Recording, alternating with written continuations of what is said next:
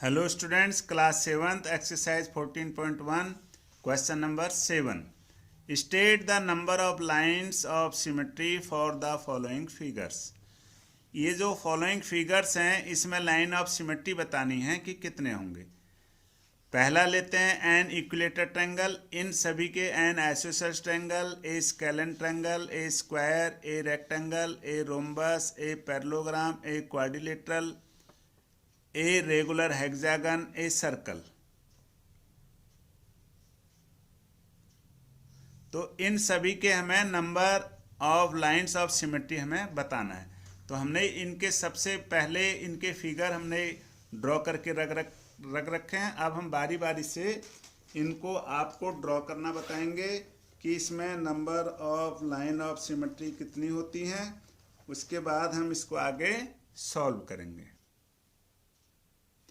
तो ये एक इक्विलेटर ट्रायंगल है, तो इसमें जितने भी लाइन ऑफ सिमेट्री होंगी वो वर्टेक्स से होंगी और उसके अपोजिट जो साइड होगी उसके मिड पॉइंट को टच करेगी, यानी वहाँ पर क्रॉस करेगी। तो आप देखिए ये वर्टेक्स है, ये मिड पॉइंट है, तो यहाँ से हमारा ये पहला लाइन ऑफ सिमेट्री ड्रॉ हो रहा है इस तरह से।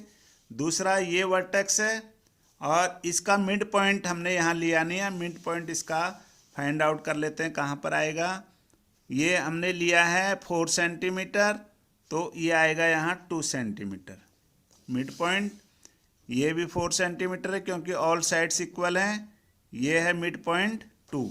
तो आप इनको ज्वाइन करेंगे इस प्रकार से, वर्टेक्स से मिड पॉइंट को मिलाएंगे हम डॉट डॉट वाली लाइन से। ये लाइन ऑफ सिमेट्री है, 2 हो गया। अब ये आएगा तीसरा। इन तीनों सिमेट्री लाइन जो हैं वो एक दूसरे को ट्रायंगल के अंदर इंटरसेक्ट करेंगे एक पॉइंट पर। ये इस पॉइंट पर एक दूसरे को इंटरसेक्ट कर रहे हैं, तो इसमें लाइन ऑफ सिमेट्री जो होंगी वो होंगी 3। अगला लेते हैं N isosceles triangle. Isosceles triangle के अंदर ये दो साइड्स इक्वल हैं, ये और ये थर्ड साइड होगी। तो इसमें भी वर्टेक्स से जो है, जो थर्ड साइड है उसके मिड पॉइंट को मिलाने वाली रेखा इसकी लाइन ऑफ सिमेट्री लाइन कहलाएगी। इस प्रकार से इसमें केवल एक ही लाइन ऑफ सिमेट्री ड्रॉ होगी, तो इसमें हम लिखेंगे यहाँ 1, दूसरी नहीं होगी 1। अब है स्केलन। ये स्केलन ट्रायंगल है जिसमें ये 3 साइड्स अलग अलग मेजरमेंट है तीनों का, तो इसमें कोई भी लाइन ऑफ सिमेट्री ऐसी ड्रॉ नहीं हो सकती। अभी हम इसको प्रैक्टिकली आपको दिखाएंगे, तो इसमें लिखेंगे हम 0। स्क्वायर, स्क्वायर के अंदर कितने होंगे? ये 4 सेंटीमीटर ये लाइन सेगमेंट है, आप देख रहे हैं। इसका मिड पॉइंट हमने पहले से इसमें ये डॉट लगा रखा है। तो आपने क्या करना है, ये तो वर्टिकल होगा ये वाला, इसको ड्रॉ करेंगे हम डॉट डॉट वाली लाइन से। ये पहली सिमेट्री लाइन, दूसरा आएगा वो वर्टिकल था और ये आएगा हॉरिजॉन्टल, इस प्रकार से। तीसरा इसके जो होते हैं डायगोनल होंगे, डायगोनल। स्क्वायर में 4 होंगे लाइन ऑफ सिमेट्री, इसमें भी जितने लाइन ऑफ सिमेट्री होंगे ये स्क्वायर के अंदर एक बिंदु पर एक दूसरे को इंटरसेक्ट करेंगे।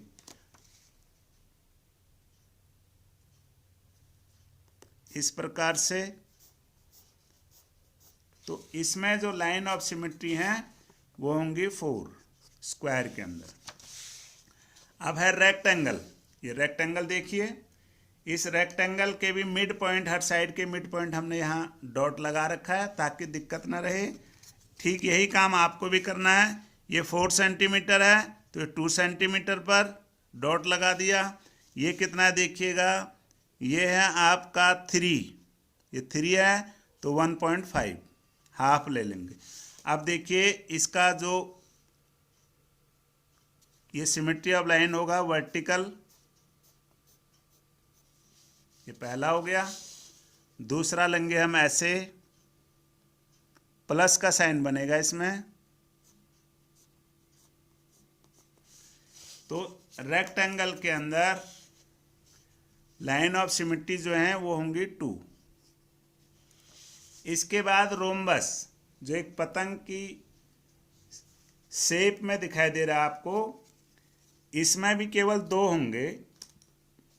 एक तो होगा वर्टिकल, जो इसके वर्टेक्स को ज्वाइन करके होंगे दोनों सिमेट्री लाइन, वर्टिकल खड़ी लाइन। ये गलत हो गया थोड़ा सा, इसको ठीक कर लेते।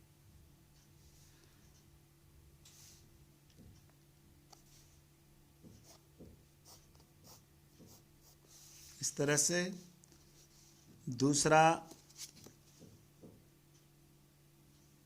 हॉरिजेंटल होगा इसका लाइन ऑफ सिमेट्री। तो इसमें हम लिखेंगे रोम्बस के अंदर 2। आगे देखिएगा पैरेललोग्राम। पैरेललोग्राम में कोई भी लाइन ऑफ सिमेट्री ड्रॉ नहीं हो सकती इस पैरेललोग्राम में, तो यहाँ लिख देंगे हम 0। अब क्वाड्रिलेटरल है, ये क्वाड्रिलेटरल है जिसकी 4 भुजाएं हैं, लेकिन चारों भुजाएं अलग अलग साइज की हैं। तो इस प्रकार का जो क्वाड्रिलेटरल होगा इसमें भी कोई भी लाइन ऑफ सिमेट्री नहीं होंगी, इसका भी आएगा 0। अब लेते हैं अगला, यह है रेगुलर हेक्सागन जिसकी 6 इक्वल साइड्स हैं, 1 2 3 4 5 6। तो इस हेक्सागन में हम पहले वर्टेक्स को मिलाएंगे, इस वर्टेक्स से इस वर्टेक्स को, जो अपोजिट हैं। देखिएगा सिमेट्री लाइन हमेशा डॉट डॉट वाली लाइन से ही ड्रॉ करनी है। ये पहला हो गया, फिर ये वर्टेक्स और ये वर्टेक्स,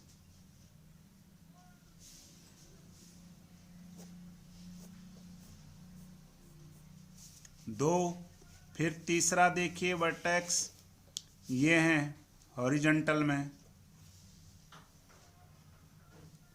जितने भी सिमेट्री लाइन होंगी ये सभी एक पॉइंट पर एक दूसरे को इंटरसेक्ट करेंगे। ये तो हमने वर्टेक्स को ज्वाइन किया तो 3 सिमेट्री लाइन होगी। अब हम मिड पॉइंट के, मिड पॉइंट, ये मिड पॉइंट पहले से हमने डॉट लगा रखा है।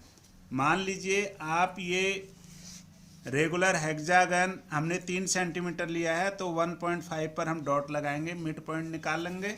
फिर मिड पॉइंट को मिड पॉइंट से ज्वाइन करेंगे अपोजिट, ऐसे। ये सभी एक ही बिंदु पर एक दूसरे को इंटरसेक्ट करेंगे। ये मिड पॉइंट है, इसके अपोजिट ये है सामने।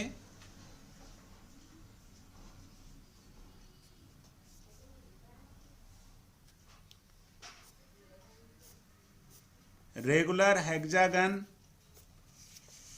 एक और रह गया इसमें, ये वाला।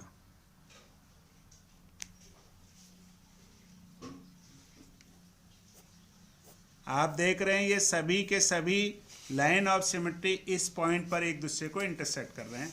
तो इस रेगुलर हेक्सागन के अंदर टोटल 6 लाइन ऑफ सिमेट्री है। आप इनका अगर नंबर भी लिखना चाहते हैं, क्योंकि इसमें संख्या ज़्यादा है, गिनने में दिक्कत आ रही हो, तो हम यहाँ लिख सकते हैं L1 L2 L3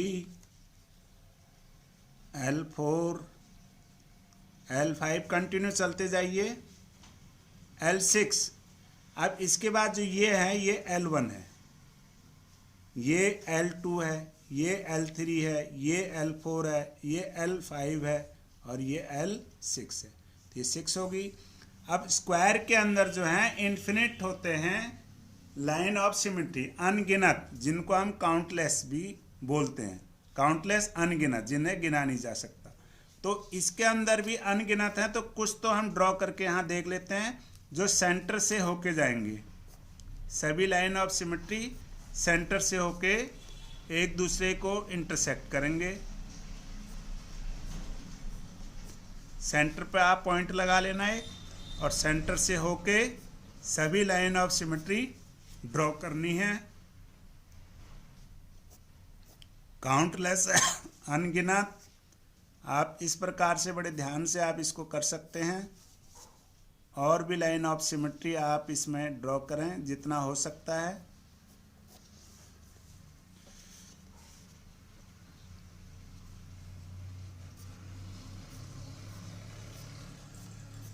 ये सभी इस पॉइंट से होके एक दूसरे को इंटरसेक्ट करेंगे।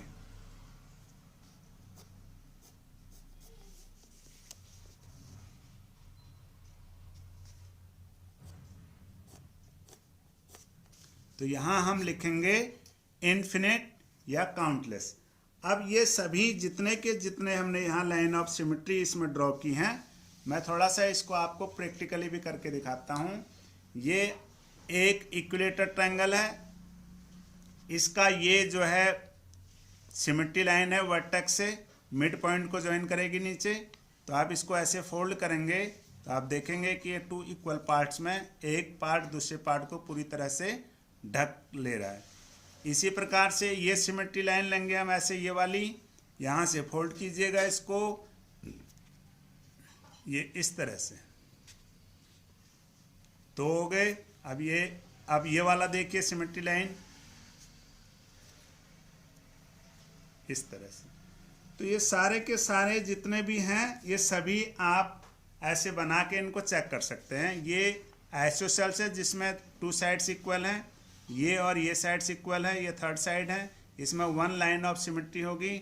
ये लाइन ऑफ सिमेट्री आप देख रहे हैं, यहाँ से इसको फोल्ड करेंगे तो एक दूसरे को पूरी तरह से ढक लेगा इस तरह से। ये यदि आप सोच रहे होंगे कि यहाँ से भी एक सिमेट्री लाइन ड्रॉ हो सकती है तो गलत सोच रहे हैं। देखिए हम यहाँ से अगर एक लाइन ऑफ सिमेट्री ड्रॉ करते हैं, इसको फोल्ड करते हैं तो ये वाला हिस्सा निकल आएगा और इधर ये वाला हिस्सा एक्सेस में रहेगा। तो और ये आपका स्केलन ट्रायंगल है जिसके 3 साइड्स डिफरेंट मेजरमेंट, अलग अलग भुजाएं हैं ये तीनों, तो इसका 0 होगा। अब स्क्वायर है, स्क्वायर में भी आप इसको प्रैक्टिकली एक कागज़ पर ड्रॉ करके उसको फोल्ड करके देख सकते हैं। ये वर्टिकल है, फोल्ड करेंगे ढक जाएगा पूरी तरह से। फिर हॉरिजॉन्टल ये वाली लाइन इस प्रकार से इसको फोल्ड करेंगे, ये भी ढक जाएगा। फिर लेते हैं हम डायगोनल, इस तरह से ये फोल्ड करेंगे पूरी तरह से ढक जाएगा। इसके बाद हम ये वाला डायगोनल लेते हैं तो ये पूरी तरह से ढक जाएगा एक दूसरे को। तो ये लाइन ऑफ सिमेट्री है। ये है रेक्टेंगल, इस रेक्टेंगल में देखिएगा ये वर्टिकल लाइन हो गया, वर्टिकल यानी वर्टिकल लाइन, खड़ी लाइन, ये हॉरिजॉन्टल लाइन। इसके अलावा आप ये डायगोनल का अगर सोच रहे हैं तो गलत है। यदि हम डायगोनल को ऐसे फोल्ड करते हैं डायगोनल से तो आप देखेंगे ये वाला हिस्सा इधर निकल आएगा, ये एक दूसरे को पूरी तरह से कवर नहीं कर पाएगा। इसी प्रकार ये रोम्बस है, रोम्बस में एक वर्टिकल लाइन होगी खड़ी लाइन, ये ऐसे इसको फोल्ड करेंगे पूरी तरह से ढक जाएगा। और यदि हम हॉरिजॉन्टल इस लाइन से इसको फोल्ड करते हैं तो ये भी पूरी तरह से ढक जाएगा।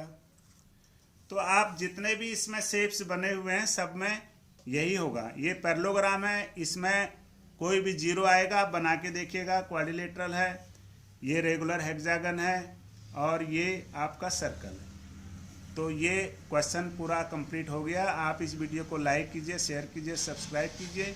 फिर मिलते हैं अगली वीडियो में। Thanks for watching.